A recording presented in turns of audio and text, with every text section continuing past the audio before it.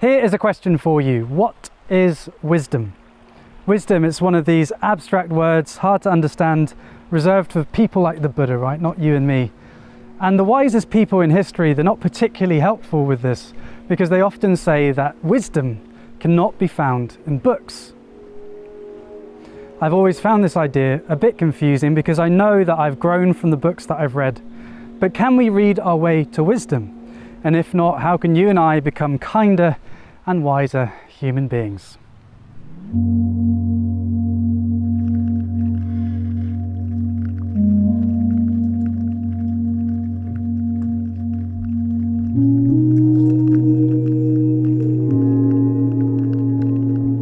Well, before there were books, there were still wise people, right? The shaman, the old wise lady, the village elder. They had wisdom greater than the average person, otherwise people wouldn't come to them for advice. But they didn't have access to any more information than anyone else, right? Didn't have any books. Where then did they get their wisdom from? Well, let's have a look at a chapter from a book called the Tao Te Ching, which is an ancient Chinese book of philosophy. This is chapter 8.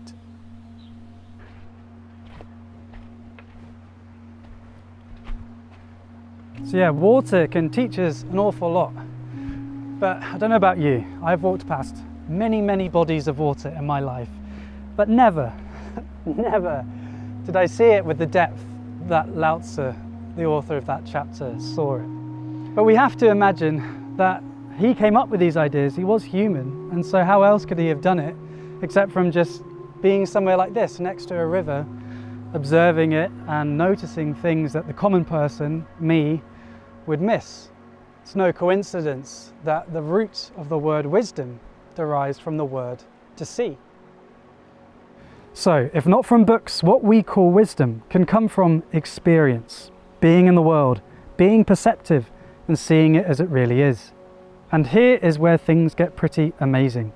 Many of what we would call humanity's wisest people, separated by centuries and continents, in quiet contemplation, reported remarkably similar experiences.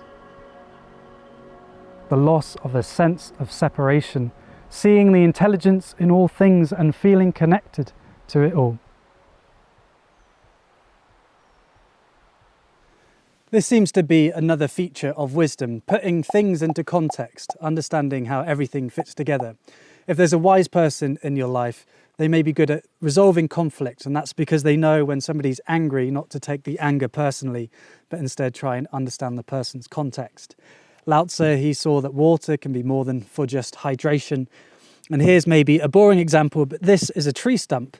And you can see it's regrowing despite the tree being cut down and there's no leaves to give the tree energy. So how does it do that? Well, our ancestors may think that, well, the tree's just part of the forest, and when you cut down a tree, you don't kill the forest, so the forest can help it regrow. And in fact, science shows that, okay, yes, there's energy stored in the roots, but if that's not enough, then the surrounding trees will send this tree stump nutrients to help it regrow. So yeah, the great wise people, they seem to intuitively get this, that everything is subtly connected. These insights and experiences changed the lives of humanity's great wise people. It changed the story of who they are and how they lived their lives, and this inspired the people around them so that they had followings in their days, and then the books were written about them that we still get to benefit from today. So we're getting a better idea of what wisdom is. It can come from experience, it integrates things into a deeper context, and it is embodied and applied to life to help people live more easily, inspire others, etc. So that's an understanding of the original way that we found wisdom. But now the wisdom has been found and we've got the books. Can you and I just read them and shortcut the meditation? Well, we do live in an enlightening age, right? We have access to basically unlimited knowledge, vastly more than the Buddha could ever have imagined. And amazingly, so much of our knowledge confirms what the wise people found in their own personal experiences. The intelligence of the plants and animals, the fact that we are parts of an interdependent system. We're on a planet, we share the atmosphere and oceans. Of course, we all know that all this knowledge hasn't transformed into a story of who we are, an understanding of our place in the universe. Sorry to be Captain Obvious, but our stories are still dogmatic and tribal. And so what is missing?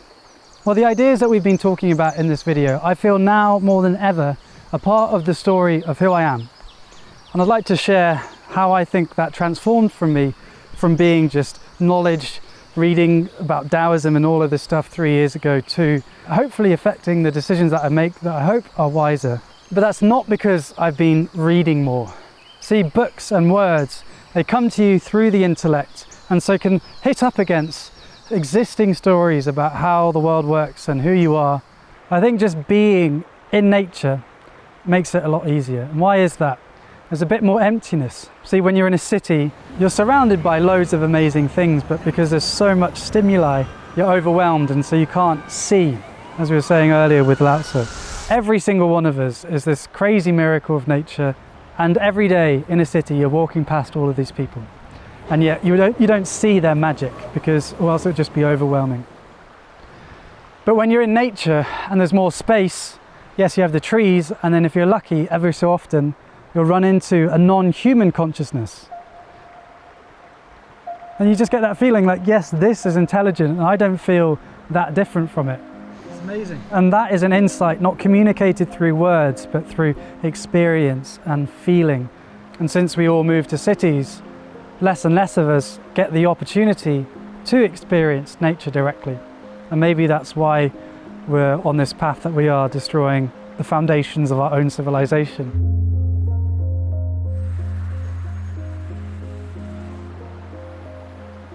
You know, 2 years ago, Master Gu gave me the name Shu, which means emptiness. And traditionally, I find that hard. I want to cram my day full of things so that I don't have to just be alone with my thoughts. But more and more, I understand the power of it. The answers to the universe, and wisdom more generally, is not to be found in books, but bushes.